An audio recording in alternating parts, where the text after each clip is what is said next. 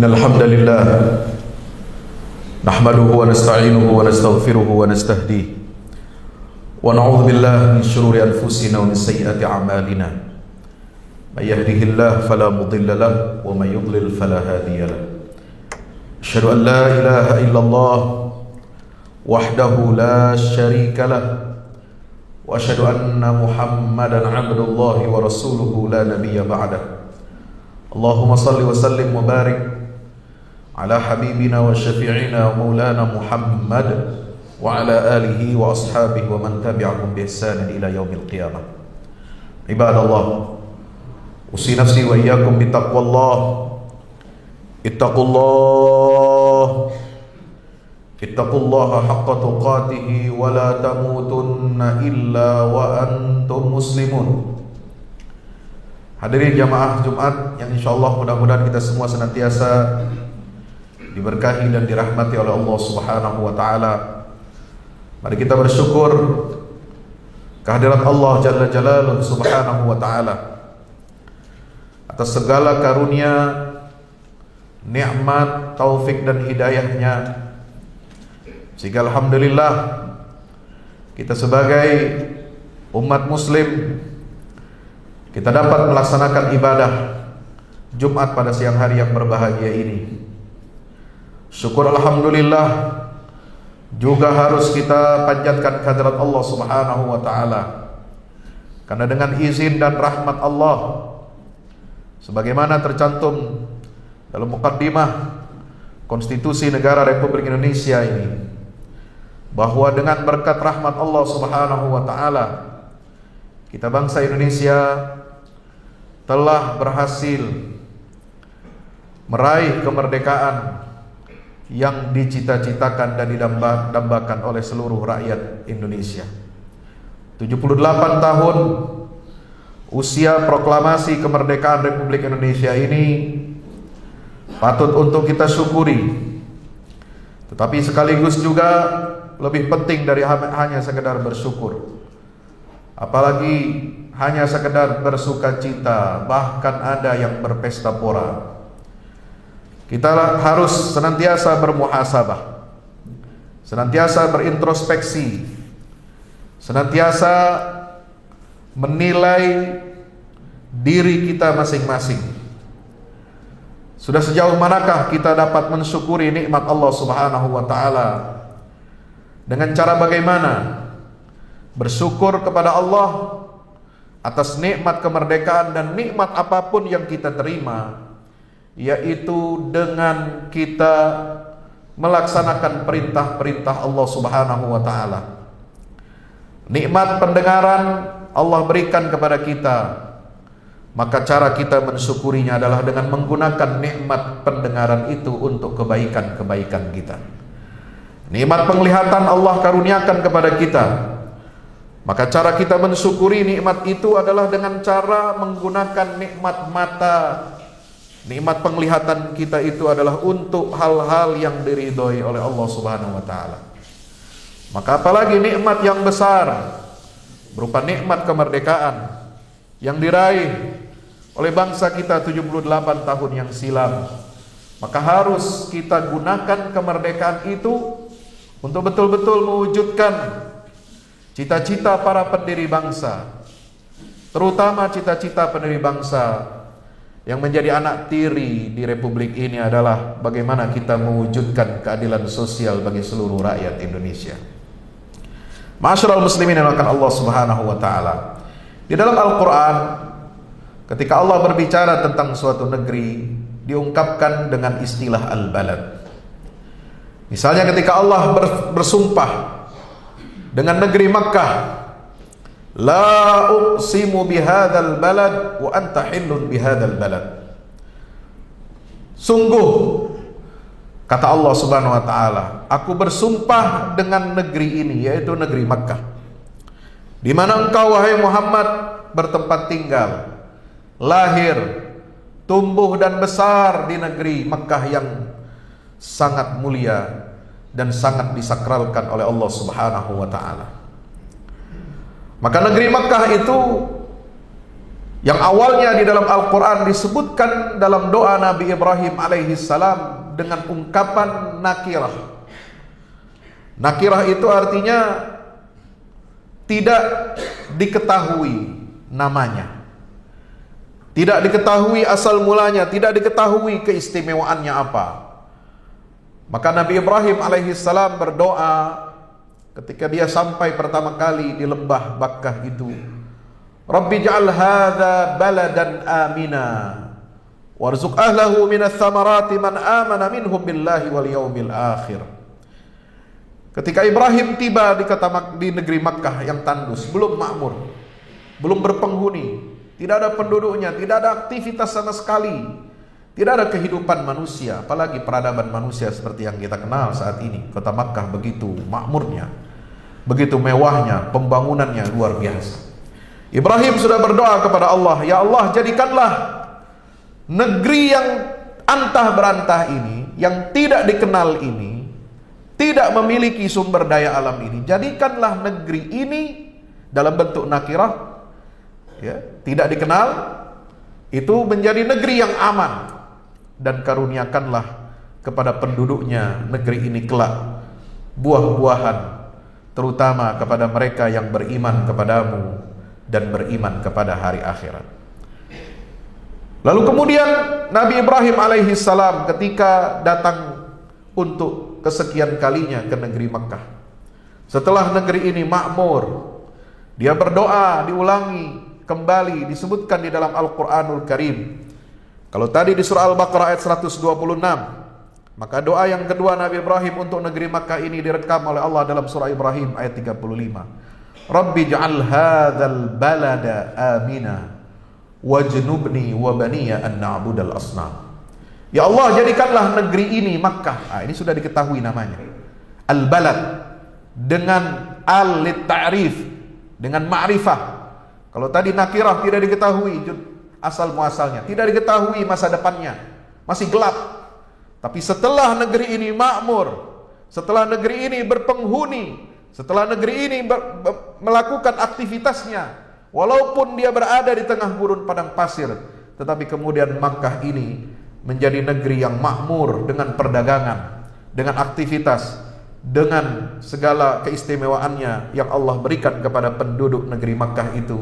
Ibrahim berdoa kepada Allah, ya Allah, jadikanlah negeri Makkah ini negeri yang aman, sentosa, dan jauhkanlah aku serta anak-anak cucu keturunanku yang mendiami negeri Makkah ini an na'budal asnam, jauhkan kami ya Allah dari penyembahan berhala-berhala.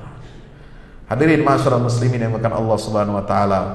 Maka itulah kita belajar dari doa Nabi Ibrahim ini agar kita mengisi kemerdekaan negeri yang kita cintai ini. Pertama, dengan bagaimana kita mensyukuri nikmat kemerdekaan itu, yaitu dengan kita bertauhid kepada Allah Subhanahu wa taala. Karena nikmat kemerdekaan yang sesungguhnya, yang hakiki, itu adalah merdeka dari penghambaan terhadap makhluk, terhadap ciptaan Allah Subhanahu wa taala. Kita hanya berhak dan wajib untuk menyembah hanya kepada Allah, menghambakan diri kita hanya kepada Allah yang esa, yang kuasa, yang berkuasa atas segala sesuatu dan yang memiliki seluruh jagat alam semesta ini. Karena Allah yang telah menciptakan kita, Allah yang memberikan rizki kita, Allah yang memberikan takaran untuk kehidupan kita dari sejak sebelum kita lahir sampai kita mati meninggal dunia dan menghadap Allah Subhanahu wa taala. Bahkan rezeki yang Allah berikan itu tidak putus. Setelah di alam barzah masih ada rezeki dari Allah. Nanti di yaumil akhir, di hari kebangkitan di padang mahsyar, juga Allah akan memberikan rizki kepada hambanya dan akan membalas semua perbuatan kita. Bagi yang melakukan kebaikan-kebaikan di dunia, dia beriman dan beramal saleh, dia akan mendapatkan balasan surga, dan itu adalah sebaik-baik rezeki dari Allah Subhanahu wa taala. Masyaallah, muslimin rahmati Allah Subhanahu wa taala. Jadi mensyukuri nikmat kemerdekaan yang pertama adalah dengan kita menghambakan diri hanya kepada Allah. Tidak boleh kita berada dalam penyembahan terhadap sesama makhluk. Tidak boleh kita menukar akidah kita. Tidak boleh kita menyembah kepada selain Allah Subhanahu wa taala, maka mari kita gunakan negeri yang bertauhid ini menjadi baldatun thayyibatun wa rabbun ghafur, sebagaimana doa Nabi Ibrahim alaihi salam. Maka di dalam surat Al-A'raf ayat 58 juga Allah taala menyatakan bagaimana kriteria negeri yang baik itu. Negeri yang baik bukan hanya negeri yang subur, negeri yang kaya raya dengan sumber daya alamnya, tetapi Allah berikan perumpamaan yang sangat indah di dalam surat Al-A'raf untuk menjadi iktibar, menjadi pelajaran bagi kita semua.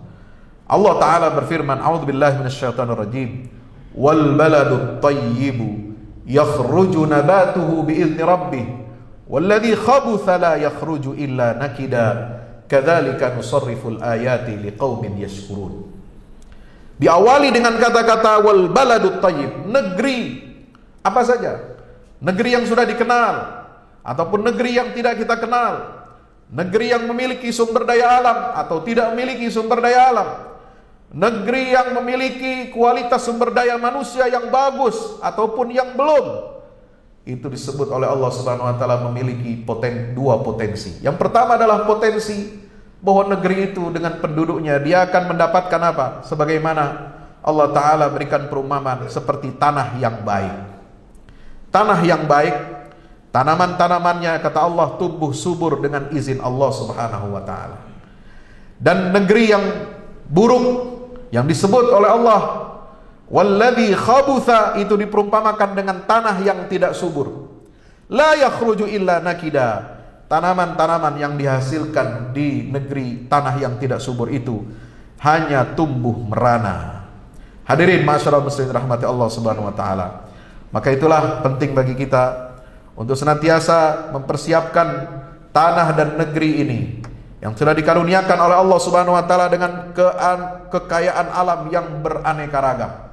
Kekayaan alam hewani, kekayaan alam flora dan fauna, kekayaan alam berupa tambang dan mineral, kekayaan alam berupa nikmat karunia rizki dari Allah Subhanahu wa taala yang tidak ada habis-habisnya ini.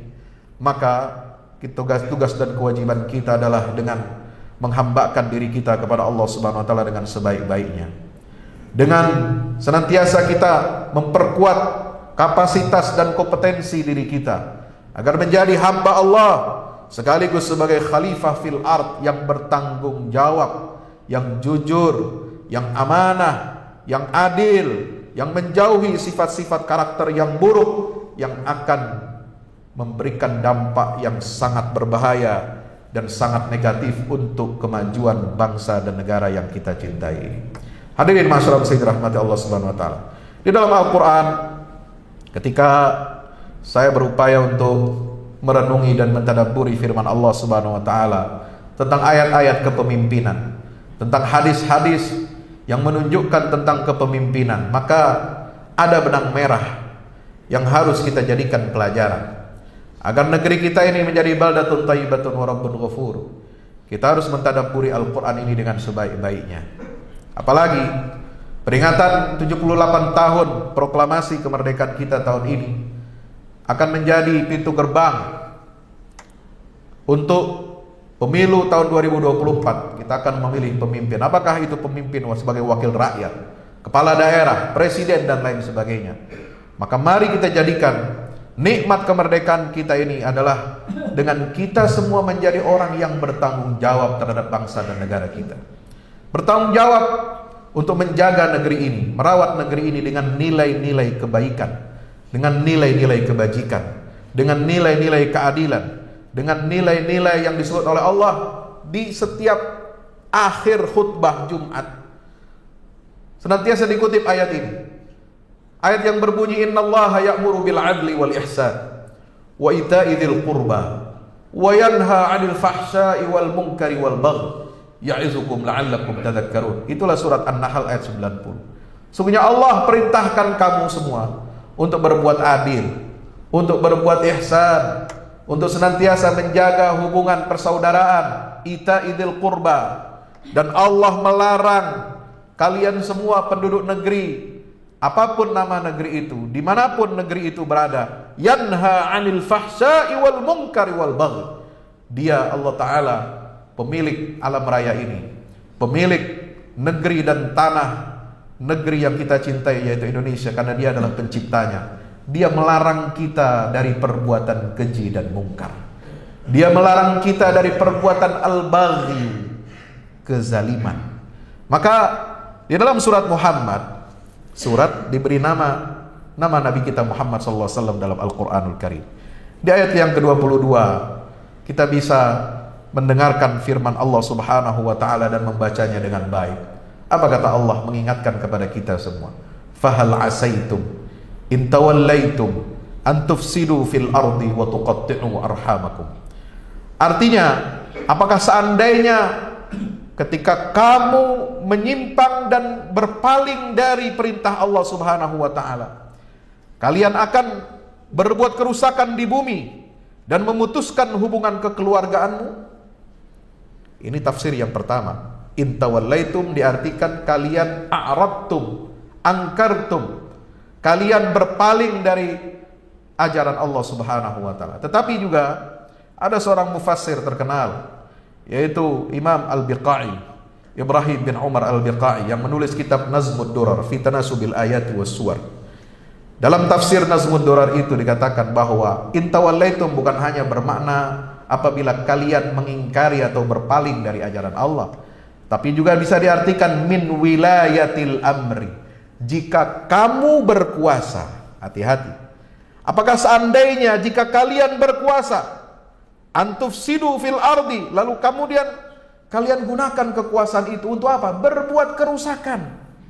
Wa tuqatti'u arhamakum, berbuat kerusakan di muka bumi, dan dengan kekuasaan itu kalian akan memutuskan hubungan kekeluargaan.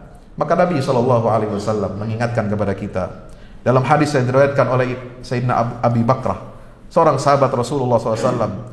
Dalam hadis yang diriwayatkan oleh Imam Abu Dawud, Imam At-Tirmidzi, dan Ibnu Majah, Rasulullah SAW bersabda, "Ma min dzambin ajdaru an yu'ajjilallahu li sahibihi al-'uqubata fid dunya."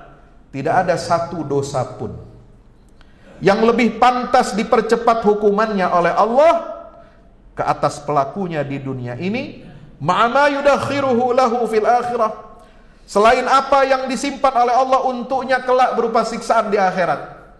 Akan dipercepat siksanya di dunia ini sebelum nanti di akhirat juga ada siksaannya.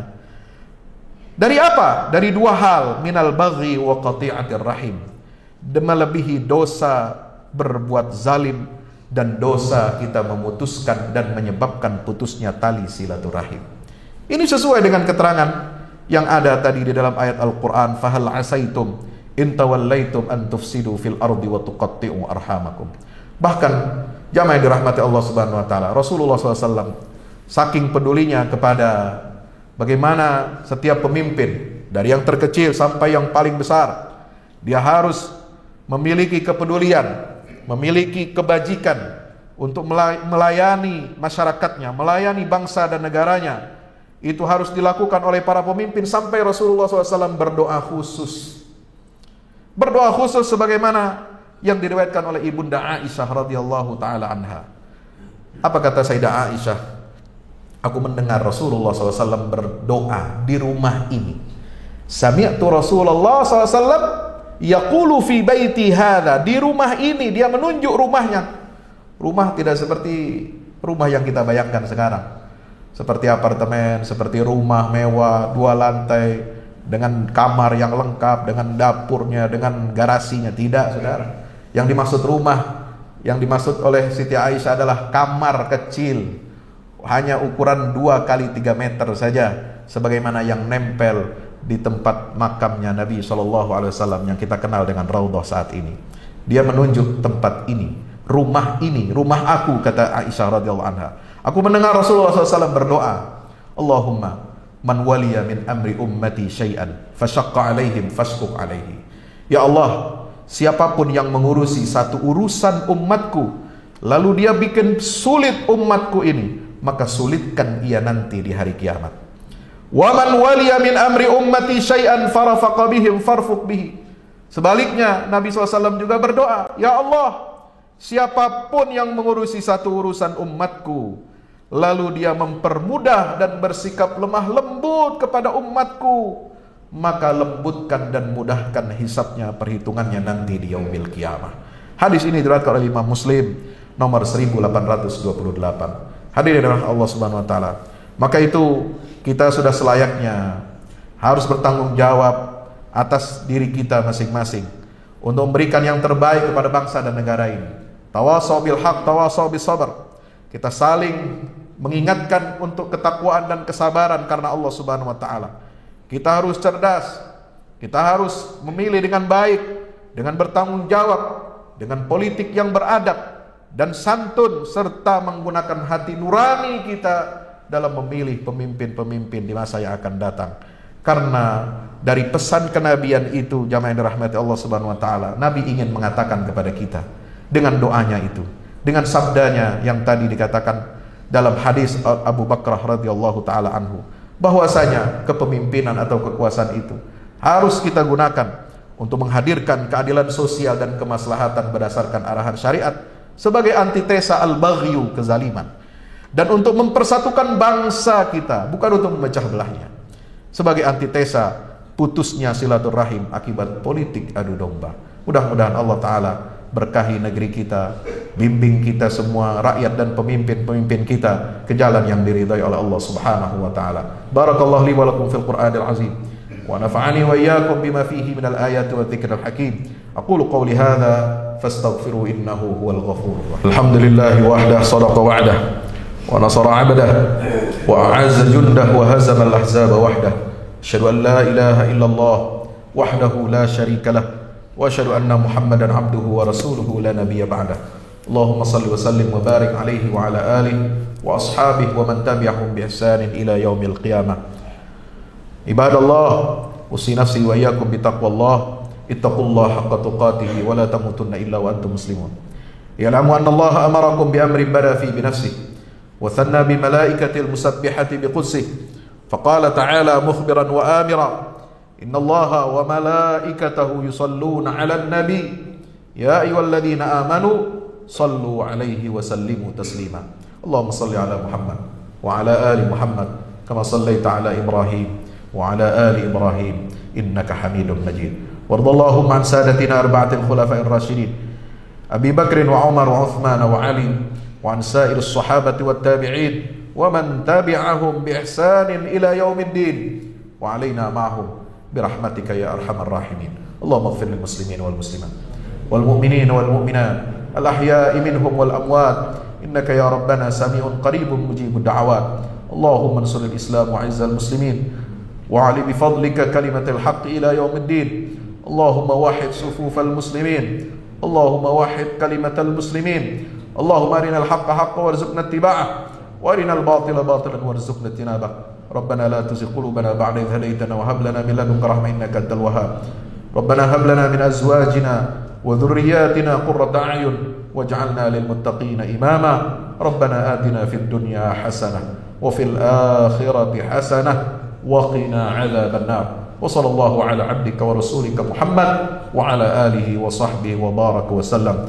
Walhamdulillahi rabbil alamin wa aqimis shalah.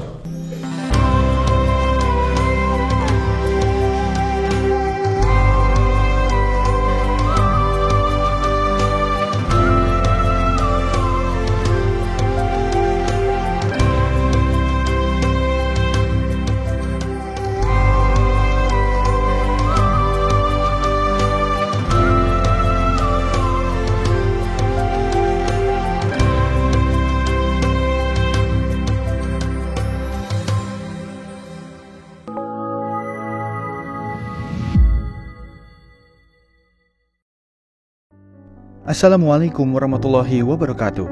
Di zaman dan era global yang semakin menuntut kita untuk terus bergerak, ada kebutuhan yang senantiasa harus kita penuhi dalam kehidupan kita. Zaman di mana segala kebutuhan terasa sangat mendesak. Salah satunya adalah kebutuhan sarana dakwah Al-Quran sebagai pusat peradaban. Al-Fahmu Institute hadir demi menjawab kebutuhan akan sarana dakwah Al-Quran di era masa kini. Kami melihat latar belakang yang ada untuk menjawab tuntutan seperti kebutuhan sarana dakwah Al-Quran yang meningkat di ibu kota, kebutuhan akan pusat pembibitan hafiz Al-Quran, kebutuhan pusat pengkajian Al-Quran, kebutuhan akan pusat dakwah kreatif berbasis Al-Quran, kebutuhan sarana media perekat umat Islam, ibu kota dan Indonesia, juga kebutuhan akan adanya sarana pusat kaderisasi guru tahfiz dan mufasir di ibu kota. Yayasan Al-Fahmu International Indonesia sedang membangun gedung pusat dakwah Quran yang berlokasi di Jalan Pengukiran 3, Pekojan, Tambora, Jakarta Barat. Gedung pusat dakwah Quran ini insya Allah akan menjawab tantangan dan kebutuhan akan sarana dakwah Al-Quran yang ada, seperti yang digagas oleh Direktur Al-Fahmu Institute, Kiai Haji Fahmi Salim MA, yaitu tugas peradaban kita semua adalah untuk berperan dalam menerjemahkan cetak biru peradaban, yaitu Al-Quran, dalam dunia nyata. Kami mengajak jamaah semua untuk ikut dalam perdagangan yang tidak merugi ini, sebagaimana yang disampaikan dalam Al-Quran Surat Fatir ayat 29-30, yang artinya, sesungguhnya orang-orang yang selalu membaca kitab Allah dan mendirikan sholat dan menafkahkan sebahagian dari rezeki yang kami anugerahkan kepada mereka dengan diam-diam atau terang-terangan, mereka itu mengharapkan perniagaan yang tidak akan merugi, agar Allah menyempurnakan kepada mereka pahala mereka dan menambah kepada mereka dari karunia-Nya. Sesungguhnya Allah Maha Pengampun lagi Maha Mensyukuri. Gedung Pusat Dakwah Quran Al-Fahmu Institute terdiri dari 4 lantai, di mana di lantai 1 terdapat Masjid Quran Mulia, dan di setiap lantainya insya Allah diperuntukkan demi berlangsungnya tugas mulia dalam perjuangan dakwah Al-Quran.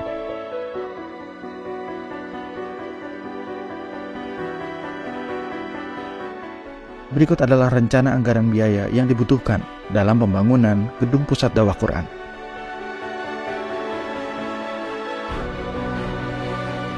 Dalam kesempatan yang mulia ini, kami mengajak jamaah semua untuk ikut dalam gerakan sedekah Lailatul Qadar di setiap malam ganjil di bulan Ramadan. Salurkan melalui nomor rekening berikut ini.